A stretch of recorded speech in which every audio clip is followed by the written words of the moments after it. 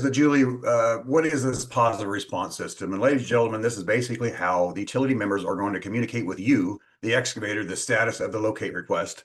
And they're going to do this through a series of codes. Now, we are going to talk about quite a bit about codes today. I don't want you to get too worked up about it. Again, this is kind of like an overview. We will have more information coming out, deeper dives coming out, because this is going to be mandatory again in January of 26. And the state law does require that the excavator, you all on here today, you shall confirm through the positive response system that all member utilities have responded to your ticket through a series of these codes. And again, we are going to go through these codes. We're going to break them up based on what type of activity that you do to where it's not so overwhelming. So what are some of the benefits of using this positive response system? I got to tell you, I've been in this game for 26 years now, and I've always heard from excavators that if I'd only known it wasn't located, I would have never have sent a crew out there. And that is one of the things that's going to, the ability for you. It's going to provide open communication because, again, you're going to see all of the utility members for that ticket in a one-stop shop where you can come and see what all these codes mean, all the communication. You're even going to have the ability, folks, to view documented responses as well as any attachments that they have added for you because the member now can add attachments that you can see with those showing those marks. So you will have documented responses. You can see those attachments, opening those lines of communication. There is a possibility of reduction in no-shows, again, because I tell you, all companies no-shows is something that is pretty slim to none that happens. So now you're going to have this one-stop shop to be able to view it. This is consistent with other states. Illinois was one of the last states to hop on board with this positive response, but it is here. I want to tell you one of the biggest benefits for you all. If all the utilities respond with a 10 and 20, you do have the possibility to dig early on this and not have to wait the 2.5 days. So if everybody responds, you can actually see this and be able to dig early. I want to draw your attention quickly to, though, if I may, to our website. On our website, we do have loads of information about this positive response system for you, how it works. What I want to draw your attention to right here on this side is to post a positive response. That would be for the members only. For the excavator, you may check this positive response system here on the left side. You'll kind of see we have, you can check your locate request. There's a reference guide for the codes on there. We have we have these videos that are available for you. So tons of information, again, on our website, right here under the Julie positive response system. So please keep that in mind as well. Okay, let's move to the next one. So as I pointed out here, this system becomes mandatory January 1 of 2026. All utility members will be posting their responses through the system, and you all as an excavator will have to check that system coming January 1 of 26. I do want to draw your attention that 2025 will be a hybrid year, meaning that we have a handful of our membership do have this positive response system now. They are testing it. They're trying to break it. They're working on it now, so we are ready for 26. So you may have an instance where you do need to check both systems. Going to the job site, making sure that everything is marked, make sure your clears are out there. If you're not getting clears on your job site, go back to the positive response system again on our website. Paul is going to have a demo for you here in a little bit on how you can check that. But full stop, January 1, it does become mandatory for all. I'm very excited about it again because we've heard numerous complaints about this. If I'd only known, now you got it. So what is my role as an excavator? And basically what you're going to do as an excavator, you are legally required to account for all the responses that the utilities have put into this system. We're going to go into those codes. We're going to break them down here a little bit. But the excavator, again, verifying the status of each utility company, and I want you to come back and check the response before your dig start date and time, or within a couple hours of that emergency, whichever is greater. So these are the things that you're going to have to get used to checking. Something else I want to, a pro tip for you, make sure you guys are checking your email responses regularly. Paul is got a great demo for you here in a minute on what you're going to actually receive, what it's going to look like to get you familiar with what you're actually going to be seeing. So let's jump into what we feel will be the most commonly used codes out there. I know we haven't started this yet. We don't really, nobody's really used it, but these are the ones that we think that are going to have the most value that you will see. And the first one being, again, I've broken these down. These first five are the most commonly used codes. First ones you're going to see is a code 10, and that is basically known conflict or clear. So let's say you are a contractor, you ask for your excavation to be in the rear of the property. The water department shows up, the water's up front. They're going to give you a code 10. That is no conflict. They're clear. Great. That's what you want to see. Another option, same scenario. We have your excavation is in the rear of the property. Now the cable company has shown up and they give you a code 20. Code 20 means that that's been located. It's been painted and flagged. Hey, I'm good to go at that point. So 10 would be no conflict whatsoever. 20 means that I've marked my utility facility with paint and flags. I'm ready to go. Let's talk about a code 30. Code 30 is unable to mark. Unable to mark has many different scenarios for this, and I want to go over a few. Maybe this ticket again called for the backyard. Now I'm the phone company. I show up, but the gate's locked. I can't get into that. That would be a code 30. They're going to put a code 30 into that. And they're going to give you the reason why they cannot access that situation. And it's going to go back to the excavator, who then needs to get that system, get the gate unlocked, get however, whatever the situation was to be responded to. They need to get that fixed. Another potential situation, folks, I want to let you know of, because state law mandates now that everything is pre-marked, actual, verbal, good description. So perhaps we've got a ticket for an entire property right away to right away for installing a tree. Well, there's no pre-marks on this, so they would be unable to mark because the system, it's unclear what the marking instructions are. So you want to make sure, again, prior to notification, prior to getting that out, that these areas are pre-marked. Again, numerous situations that could happen with the code 30, but basically what that is, it's unable to mark. You need to reach back out and correct the problem that's out there. Let's talk about a code 60. For many of you, if you don't do a watch and protect, if you've never dug over a large gas line or any other type of facility that wants to be protected, this doesn't apply to you, but many of you it will. So our scenario is this: we're going to be working in the backyard. I'm a contractor called in that ticket. Now the gas company, I see this weird code called 60. What is that? It's a watch protect. And in that watch and protect codes, that utility will put in there, there's a high pressure gas main here. Please contact me. My name is so-and-so with such and such company. Here's my phone number. Reach out to me to establish this watch and protect. All right. It's very important. My father was a oil and gas man, and I've got to tell you, these watch and protects, ladies and gentlemen, they're designed to protect you. This is not a babysitting event. Please, these watch and protects are very important. So the last of the final codes, and it's not a good one, but unfortunately it happens. It's code 90, excavation completed prior to the dig start date and time. If that happens to you and you're an excavator and there's a code 90, that's kind of a way to hang yourself out and get in trouble there, because now basically what that is the excavation is completed prior to the dig start date and time. The excavator dug early. Be very, very cautious about that, because you may be speaking with the ICC next. So again, these are some of the quick codes. This was a very quick overview, because Paula is going to actually pop up now to show you how to access the system. She's going to give you a demo how to look at it, to see some of these sample emails that come in, and maybe answer some of those questions that you have. So with that, I'm going to bring Paula in, and she's going to give us a quick demo on how to access this system. All right. Thank you, Brian. Okay, so like Brian said, there is how to access the system to begin with. So you can see on the PowerPoint right now, this button where it says click ticket status. Currently, it is not on our website, but it will be on our website once the system goes live.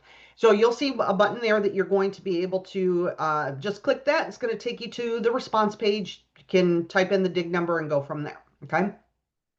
You don't need to log in with any particular login information or anything like that.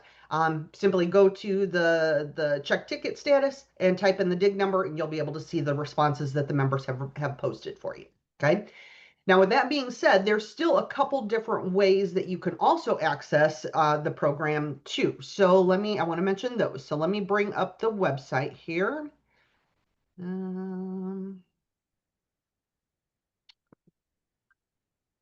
with me here a second.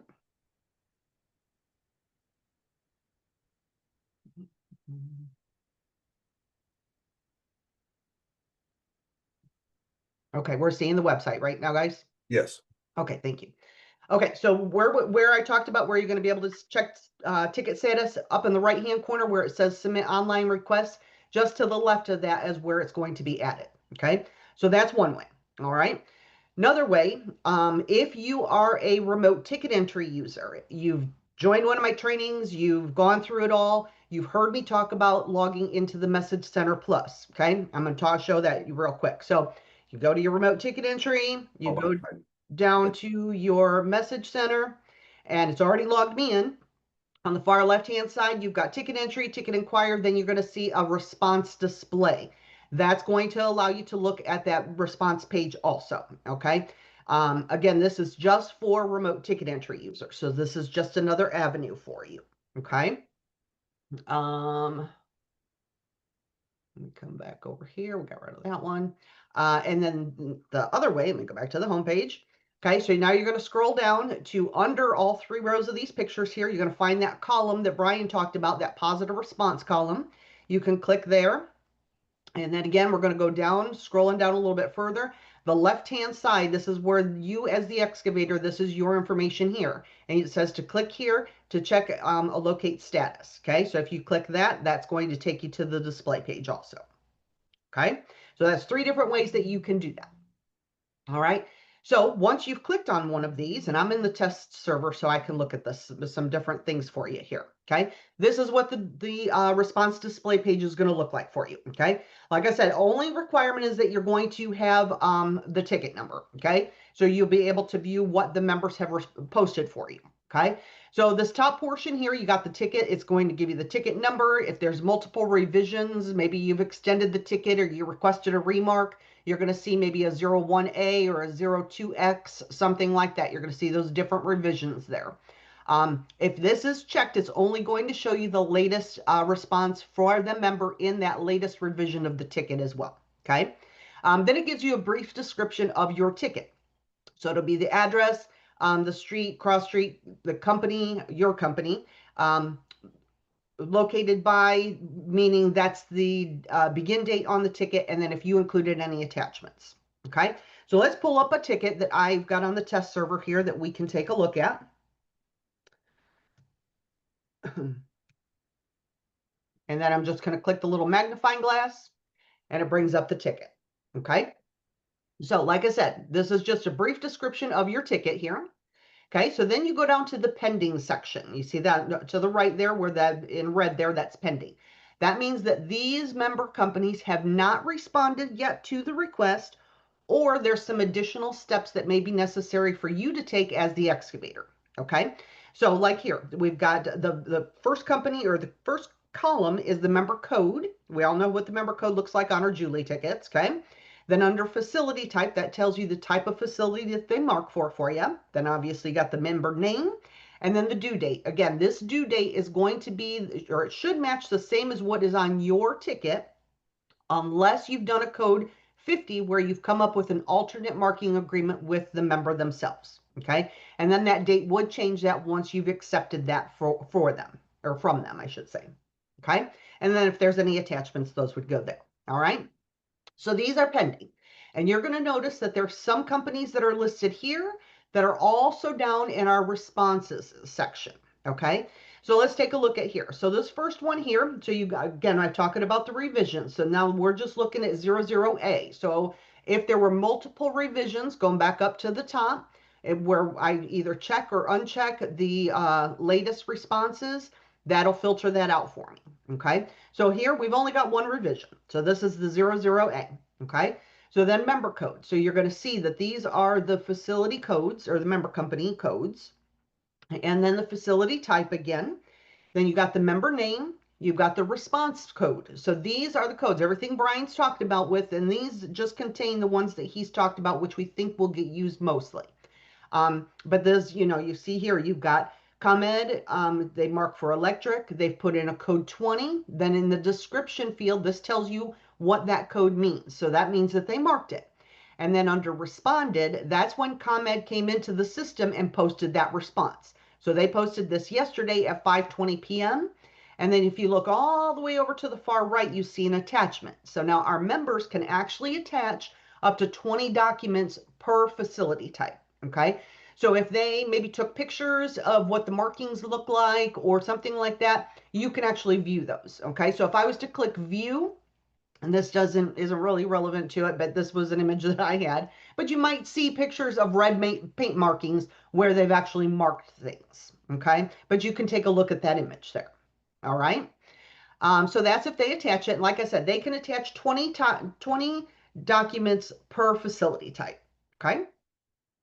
All right, so going down a little bit further. So now we have member code COMC0A, which is a communication facility, which is Comcast. And they're number 10, meaning no conflict, they're clear. They posted that yesterday at 5:14 p.m. and they have no additional notes posted for you. Okay, going down a little bit further. Again, this is another member code. It's a pipeline. It's Enbridge Energy. They posted a 20, meaning that it's marked. That was done on the 11th at 5:12 p.m. Again, no additional comments. All right, so now Brian talked about the watch and protect. Okay, so here we have A&R Pipeline, which is a gas pipeline, and they posted a code 60, which is watch and protect. So they posted that on the 11th at 5:07 p.m. So a comment is going to be required from the member. So what they've kind of noted here is, hey, your job requires a watch and protect. Please contact me at your earliest convenience prior to excavation. And then hopefully they're providing you with a name, a phone number, maybe an email address. So then you as the excavator are going to receive an email from the member asking you to reach out to them, and you can coordinate with them to set up a watch and protect. That is not a final code though. So if you notice, let's go back up here in this pending section, A&R Pipeline is still here. So it's not a final code.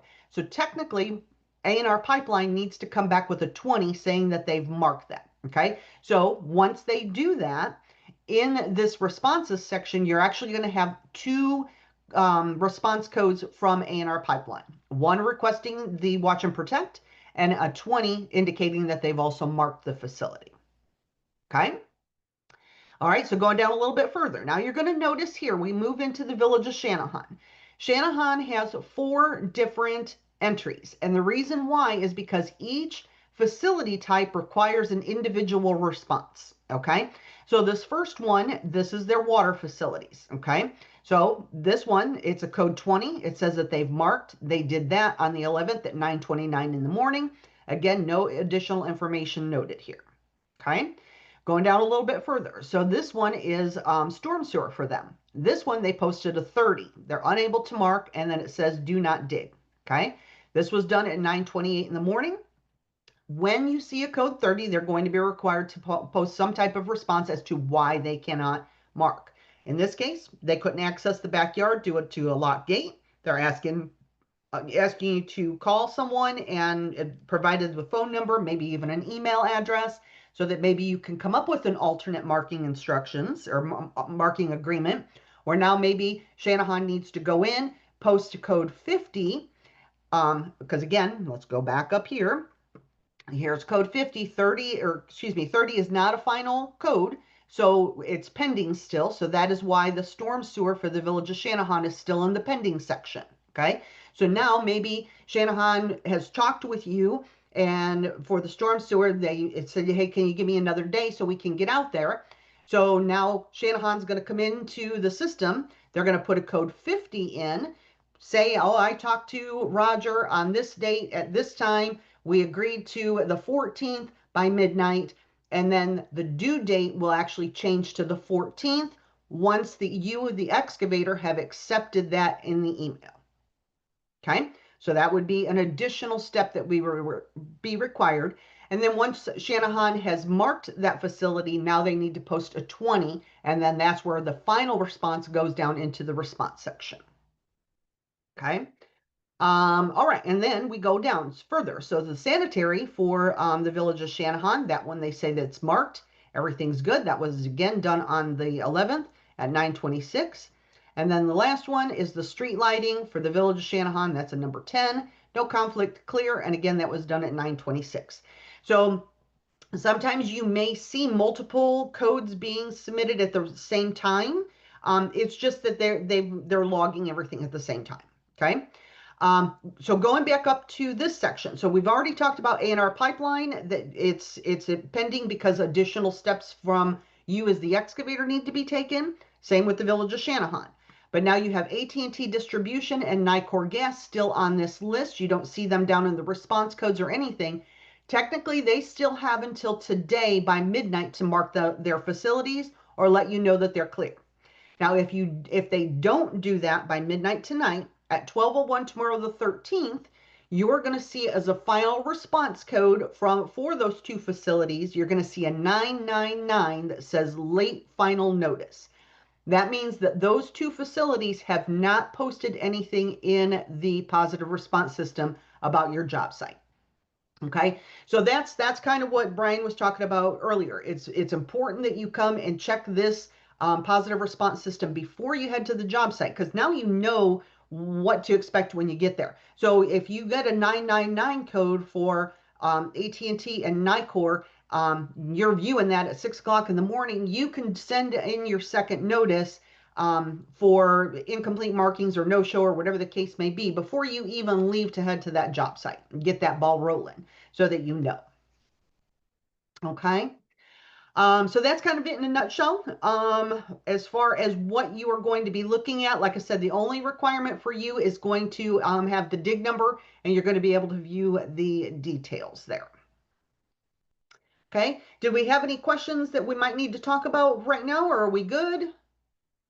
Let's lots of great questions in there. Let's kind of close this out, or let's roll through this and then we'll address some more of them because there are some that I'd like to address to the group, but not yet.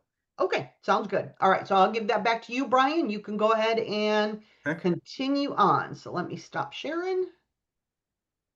All right. Back to the how to the access. We see that. Not yet.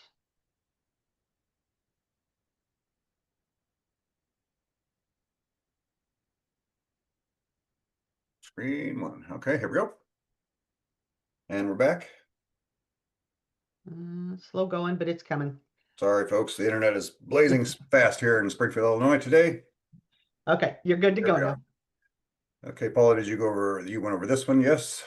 Well, we talked about the emails a little bit. Yeah, this Okay. is so yeah, go ahead, Brian. You can talk about that, and then when you get to the code 50, I'll show that other one. Okay. So basically what this is, Paula showed you, this is a sample excavator email that you would receive. And this one just happens to be a code 60 you'll see right here. So what that means, that is a watch and protect. So Paula's got a great example where it shows up and shows who the utility was and the phone number that it for the watch protect to be taking place. But this is just an example of what you will actually see, and that's why I'm saying that you may want to create a separate folder for your emails just to say positive response. That's kind of up to you how you guys are going to do it on your end. But there is one other thing that I failed to mention, or that I do want to point out. Today's training is geared toward the excavator. If you are a member on here today, you have a lot more steps. We do have our old member positive response training that are on out. Please sign up for those, because again, you have a lot more steps in the excavator. The excavator is just going to view the system, but you, the member, have to put this information in. So if today is just for the excavator. All right, let's talk about, you'll see at the top here, these are alternate agreement codes. The first ones we talked about were commonly used. These are ones that are going to be for alternate agreement codes. Paula was talking about the code 50. What is that? It's basically an alternate agreement. Remember, we talked about how that gate was locked. They couldn't get in. Well, a couple days later, they reached back out. That's an alternate locate agreement. If a locator asks you for more time and you allow more time, that is an alternate agreement. That is something that will be changed. And Paula has that great example for you. What is a code 51? That is beyond reasonable control. This is for utility for the utility members and or their subcontractors. So if you do work for a utility member, BRC will be something that will be an issue for you. 52 means there's no agreement reached, because if you did not allow extra time for the alternate agreement, then there's no agreement reached on this. So we are going to go really deep into these codes, 50, 51, and 52 on July 23rd, because we want to talk about this BRC, uh, beyond reasonable control process. We're going to talk about it in depth. So we're going to invite you back. I say we're kind of giving you little scenarios and a demo today to get your mind working on this before we go back into the deep dive on these. Okay, folks? Now, if you do joint meets and design stage, these are for you. If you don't do joint meets, you've never done one of those, you've never done a design stage, this isn't for you. So the 70s, code 70 is a joint meet accepted. Do you accept the joint meet? Code 71 is I have a conflict. I'm not going to be able to accept that joint meet at that particular time. I have a conflict. Can we reach out and come up with an alternate agreement time to meet? 72, it just simply means the joint meet request has been completed. The joint meet is over. All of the documents and photos have been uploaded for you to view and sign off on before you complete this. 73, it happens. Joint meet request, the excavator was absent. They asked for a joint meet, they forgot about it, and they didn't show up. So that would be a code 73 on this one. For your design and planning notifications. Now, just so you all know that you will be able to enter joint meets and design stage request online. You can actually do joint meets right now. So if you are one that does this joint meet process quite a bit, if you are one that does a large amount of work where you could be considered a large project, you're going to want to look at this joint meet process as well. Design stage is also another thing that has changed for you, the excavator, in the law, meaning that these design stages, once you reach out to the utility company, they have 10 days to respond to you. And it's very simple on these, this 80 and 81 for these design stage. Did they provide documents or did you have to mark? So it's in a code 80 or a code 81 on these. Now let's talk about some system generated codes that are just going to automatically happen for you that you're going to see. First one being if you called in a no need, ticket extended, no need for remarks. That would be a code 21 on the side for the locator because they did not ask for remarks were needed. If you happen to expose or damage an underground utility facility, code 23 is for you. That is for notification only. I did see a great question in there. I'm the water department and I get a code 23 for a cable TV line. Do I have to show up? That's for notification only, really. And if the utility is actually going to do any type of excavation to repair that line, they have to have their own locate request anyway. Thus, they would be calling in an emergency locate. That would be for your reporting damaged facilities. Ladies and gentlemen, if a leak sparks or goes boom for a damage, please do not forget to call 911, the affected utility, and obviously report that with a code 23. Code 40 is a locate request canceled. If you, as the excavator, before the dig start date and time, you can actually cancel your locate request. Once the ticket becomes live after the dig start, you cannot cancel that. But prior to that, you may cancel that locate request. Why would you have to do that? Perhaps the information is incorrect on there. Maybe this was part of a large project that the cart got before the horse, where all the tickets were called in prior to the joint meet, which is not advised. Again, if this is part of a large project, you want to be doing a large project process. So let's talk about 850 and 950 through 951. And basically what these are, do you accept code 50, which if you recall, code 50 where they were asking for more time. So those are for you. If you accept code 50, it'll be 850. If you decline the code 51, it would be an 851. 950 and 951 will be accepting the code 51 and declining the code 51. What is the code 51 again? Again, that is the BRC where conditions are beyond reasonable control, and that only affects the utility member and or their subcontractor. Okay. Now I tried to keep these codes kind of split up for you to where, it may not affect you, it may affect you, but again, it's a lot of information to try to get to you right up the front, right in the beginning. And again, I'll bring up our website here in just a little bit and remind you where you can start to familiarize yourself with these codes, because you'll see over here, we actually have that cheat sheet for you on our website. And we have another sheet that actually goes into great depth on what each code means. Okay. Now, the final code, and I want you to understand this one, is 999. Paula had a great example showing you where other people had given you 10s and 20s. There was a watch and protect in there. But we had two companies, if you recall, that didn't quite, well, they had a day to respond. They had till midnight today to respond. If they did not respond, that code, they're going to email you the code of the 999 saying basically, look, we've got somebody that is not showing up to your locate request. This is the part that I like. So you can check the positive response system, see that you're getting a code 999, and you'll be able to call in for a no-show or an incomplete based on the situation right there from this positive response system. So before you ever send that crew, if you're getting a 999, you know not to show up to that job site because it's not marked yet. And we need to be talking about, again, a no-show or an incomplete based on the circumstances at hand. All right. So we kind of blew that about 40 minutes there, and that's kind of what we wanted to do because I want to take time to get to some of your questions, your comments, and your concerns there. Um, Roger, I don't know why Roger's going to pop in here and read some of these questions. I would like to pull up this website again one more time just so everybody can see it. And again, it's Julie before you dig. If you come down to the positive response section right We're here. not seeing it, Brian, just so you know, Oh, you might have to change your screen. oh, my fault. Nope, you're good. I don't know how to. Well, anyway, on our website there, chock full of information, not only for the member, but for the excavator. You may sign up here on this section of our website. Again, if you are a member on here, we invite you to come back to the member positive response. If you're an excavator on your side, all you need is your dig number. We have a section in here that says to check for the positive response. Click here. You're going to click on that particular area and you can enter that dig number. Roger, how's our questions looking?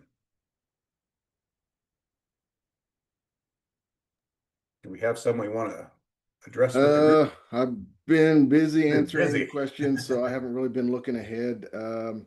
There's one I was just getting ready to type on. It might be a good one to go ahead and mention because we have, excavators are also our facility owner operator, our members. They have one department that excavates, they have one that locates.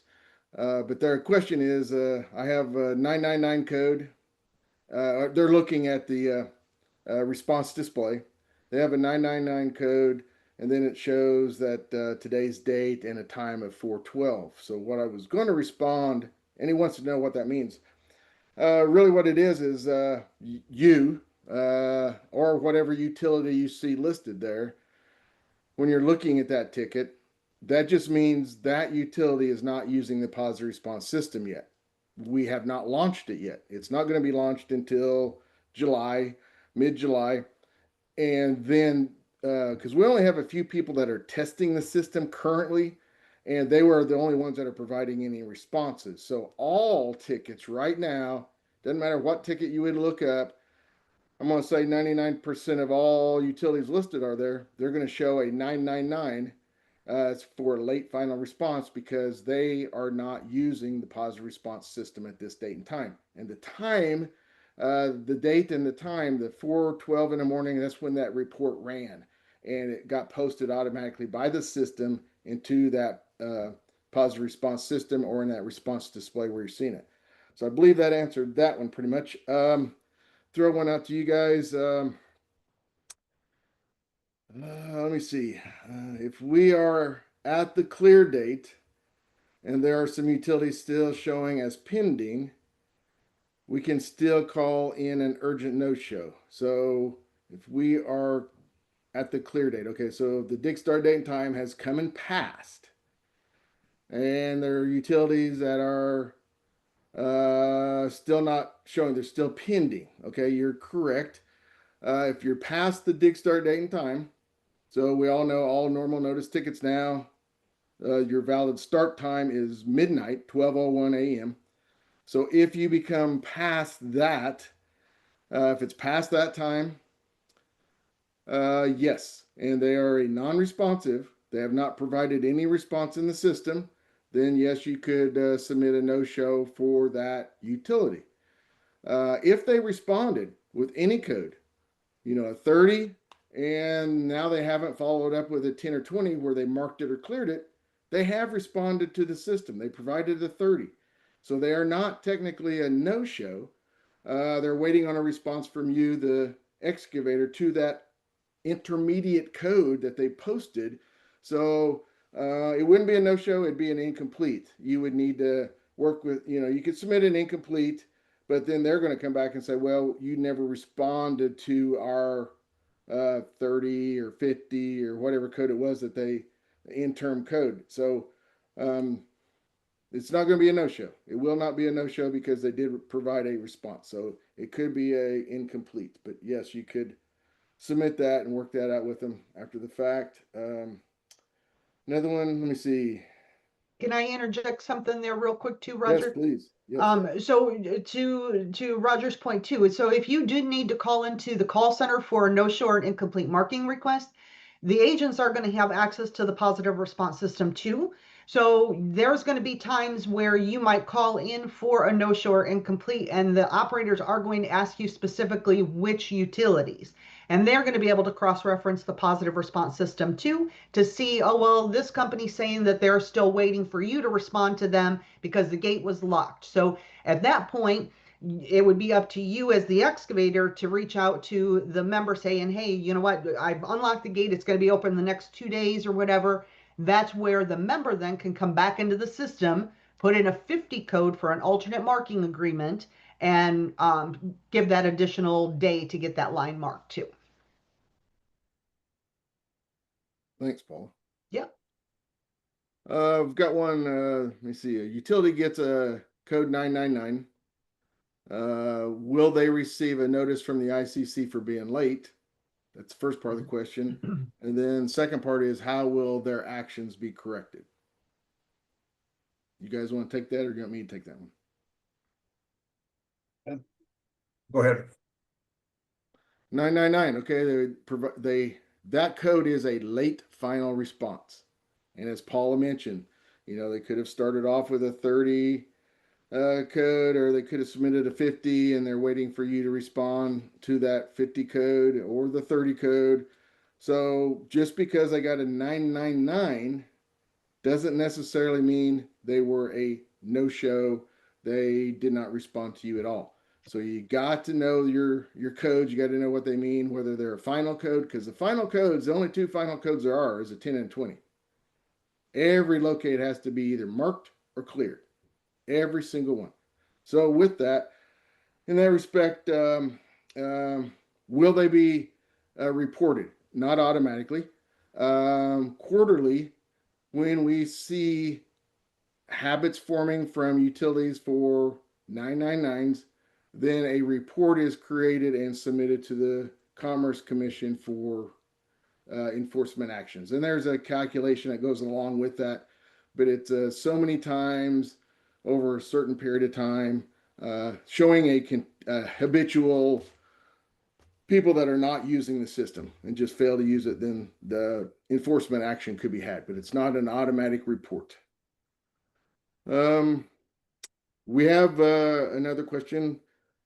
Could there be a scenario where watch and protect and marked response from a utility all fall under a final response prior to the watch and protect being scheduled? Or will watch and protects always fall under the pending and unmarked until scheduled? Really, in that respect, that answer should be your utilities should always mark, because your excavation, you can't start your excavation until after the valid dig start date and time. So your utility, even if they want to do a watch and protect, it should be marked prior to the valid dig start date and time. They can also submit a code 60 requesting the watch and protect, and then you have the ability to schedule that with them and it's always the way the law is written at is to schedule that watch and protect is that you will work in the facility owners and operators will not hold you up, the Mr. Excavator, and it just because they can't get there at the date and time you want to do it. So there has to be another method that they're going to work with you on that watch and protect. They may have to open that excavation up themselves, show where it's going to be close or crossing that facility. They can do that, and they can use a open cut utility locate to do an emergency locate on that to do that excavation type work. But they should locate. So you should see actually probably you're probably going to see a 60 code followed up by a 10 or 20. Well, it shouldn't be a 10. It shouldn't be clear. The only reason they need to do it is because they want to watch you excavate around it. So you should probably see a code 60 first and then a 20 because they're going to have it located prior to the valid dig start date and time. So I hope I answered that one. Get Ryan Arch's question. That's a great one. That's the one I just did, yeah. Okay. Also, sorry, are we required to check positive response? And also, let's say we have many tickets, like sometimes sometimes for soil borings, we have to call in 10 plus tickets a job. Is there any way to mass look at multiple tickets versus one ticket at a time? No. The way our system's set up with using our software, there's only one way to do it. Now, there are vendors out there that have ticket management systems. We don't recommend one over another because we don't use them. We don't know, but we do know that they're out there. So you could look into something like that. And that way you can view all your tickets you have on the system at any one time and work with them, sort them, and all that kind of thing. But the way our positive response system is set up, it's looking at one ticket at a time. So sorry about that one. Will the members' phone numbers be provided to contact to help avoid the second or even third notice needing to be called in? Other states, Minnesota and Wisconsin, provide those. No. At this point in time, no. That's not an option that we have to provide those phone numbers. There are outside of this,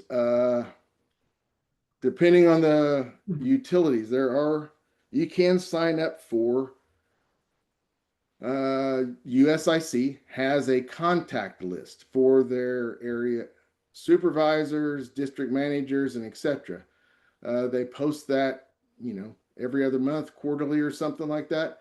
You can do that. And then we also have on our website, Brian, could you go to that? You're scrolling around there on the website. Could you go to the homepage? Right there, go over to resources. No. Sorry. The button at the top, resources right there. And then, is it under that? Is it, go under the education and outreach, I believe. Lightning fast. Right there. Now contact information for locating issues. Second one down. That is updated as often as we can get information from facility owners and operators. You might find this useful. You might want to download this, have it available. We have reached out to our membership and asked for information from them. So here, if this is helpful, this is direct phone numbers to those companies and different things. You could reach out to those. And this would be another way you could get that information from USIC if you're curious, you want to have that. So that might be an option for that information for you. Is there an online method to reply to the 999 without calling in? Is there an online method to reply? So I can answer that one. So no shows and incompletes.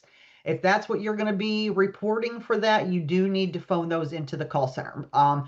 If you wanted to do just a remark, not necessarily you need it for the 2 hours or short of the 2 days or whatever, but if you wanted to do a remark and give them an additional 2 days to respond, you can actually go to our Rev program and request a remark request for 2 days. And then you can make a note in there. There's going to be a box that'll open up that'll allow you to add some additional comments.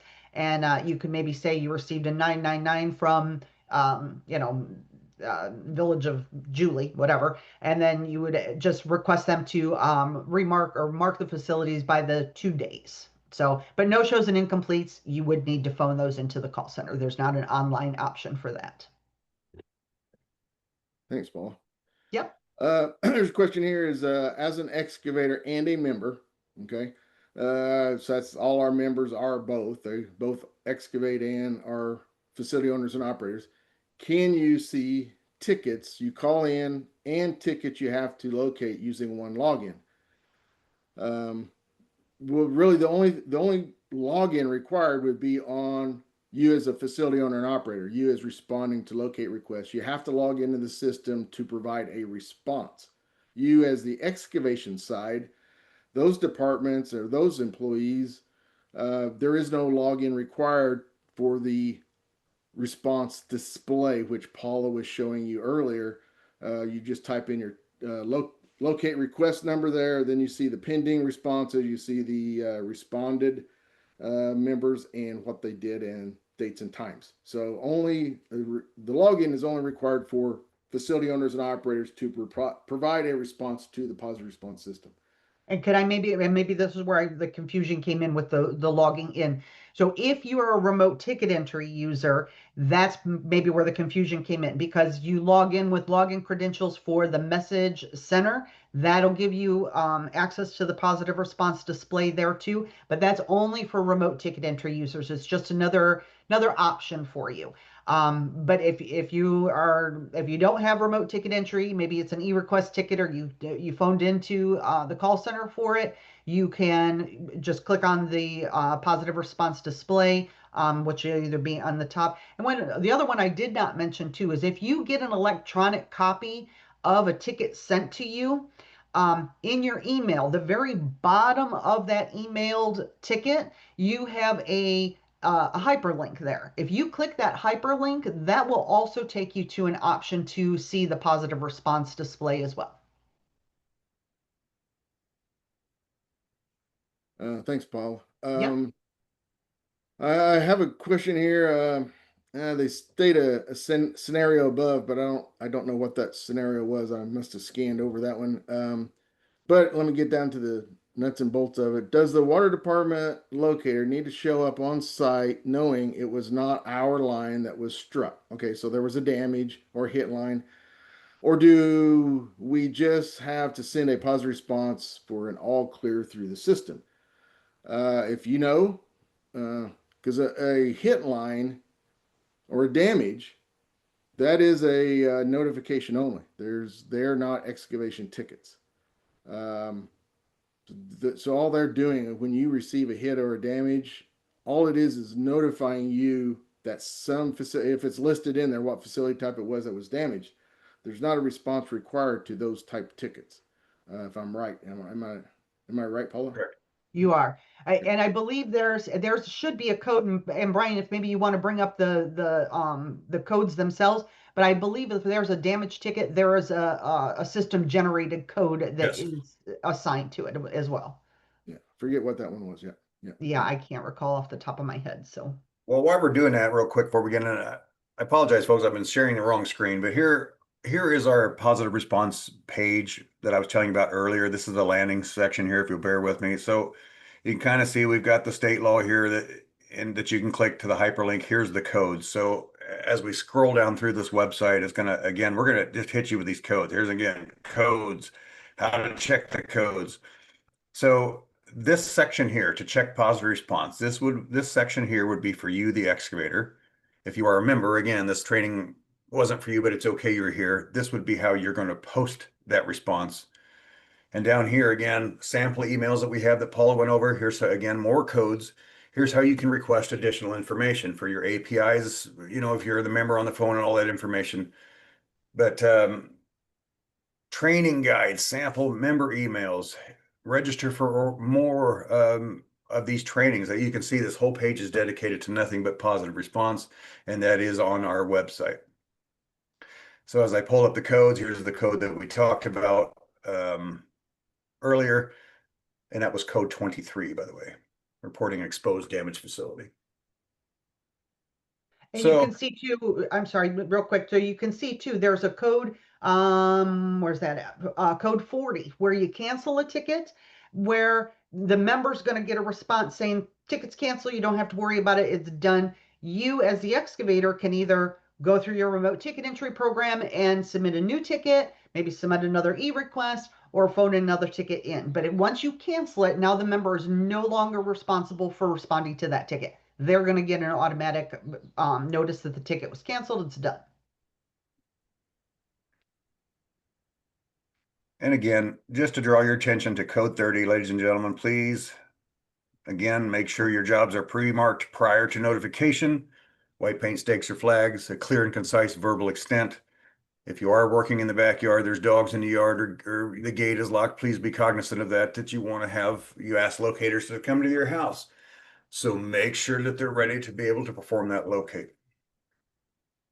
Just a few minutes left. Roger, any other ones you think that are pertinent? Yeah, this is I've seen this type question. They're worded a little bit different, but it's kind of the same thing. People are having trouble getting locates performed by the dig start date and time. Okay, so even some are not even being located by the dig by date. So this is important for you, the excavator, to understand this. If your locate is not completed by the dig by date and time, then if you go ahead and let's say they mark it the next day, you're like, hey, all right, I finally got marks. I'm going to go do this job. Just know you don't have a valid ticket. If you don't start that excavation prior to the midnight of that dig by date that's listed on your ticket, that ticket becomes invalid. Any excavation that would occur after that and a damage that occurs, whether it's marked right, marked wrong, it's 100% on you. So please, please don't do that. If it's not located by the dig by date and time, your only option is to submit a new locate request, and then they have to mark to that new locate request. That's the only option to cover you and for you to have a valid locate request. If it boils down to it, you can't work with them, they won't respond. It may end up being the only resource you have is to contact the Illinois Commerce Commission, one call enforcement, and discuss the situation with them and see what their recommendation is. They may be able to make a phone call for you and help you out that one time, or they might talk to you about submitting an incident report on a no-show. So that's up to you. But for you to just want to say, hey, I want to report them, they haven't marked, they haven't been out here for several days, Commerce Commission is going to say, I'm looking at the data right here on that ticket. I don't see any no-shows called in at all. You need to, there's nothing for me to work off of. You're going to have to follow the law. If it's not marked on time, you're going to have to consider submitting those no-show reports. And those are available. You can go through our website to get to the Commerce Commission's website, or you can go directly to them. Looks like somebody's been answering questions for me. So Yeah, we are out of that time, folks. So I want to bring this up one more time here for you. At the end of this, ladies and gentlemen, just to remind everybody that we will be emailing this out. This was recorded today, so this will be on our website for availability to be checked out later. I apologize we couldn't get to all the questions. We've answered over 36 questions here today, but there's just no way we can get to every single different scenario. So your last steps here, I want to give you an email that you may reach out for further questions. Once I get there, I do apologize. This is so slow. The last email is going to be, and I skipped over it naturally. There we go. Info@illinois onecall.com. Please reach out to us for further questions. Great questions today. We invite you back when we do the deeper dives. Please don't hesitate to reach out to us. We thank you for being here today. Amy, was there anything else you would like to add?